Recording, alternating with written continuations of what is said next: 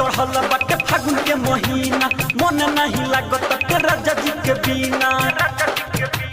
राजा हो जब से चढ़ल बाटे फागुन के महीना, मन नहीं लागत के राजा जी के बिना। भरल जवानी में भूलैलो सजनवा होली में, कर जवा होली में, बोलमुआ होली में ना अइलो, जवानी लेके का कोइलो। बोलमुआ होली में ना अइलो, जवानी लेके का कोइलो। सजनवा होली में ना अइलो, जवानी लेके का कोइलो। अब कितना दिन ले रहबो सोइया हमसे दूर हो, जोरा लगावे चोली में रंगवा बानी हम मजबूर हो। सोइया हो अब कितना दिन ले रहबो सोइया हमसे दूर हो, जोरा लगावे चोली में रंगवा बानी हम मजबूर हो।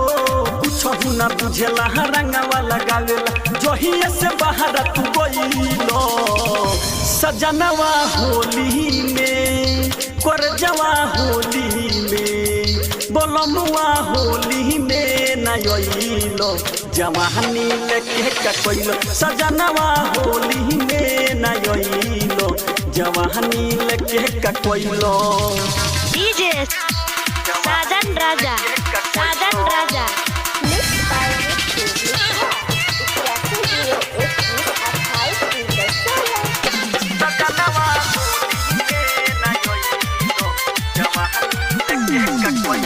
निको नहीं लागे होली के रंगवा, बाहर कर जाऊ बहरा में। बात नहीं मनलो राजा तू जनलो, बानी हम फसल गहरा में। या हो निको नहीं लागे होली के रंगवा, बाहर कर जाऊ बहरा में। बात नहीं मनलो राजा तू जनलो, बानी हम फसल गहरा में।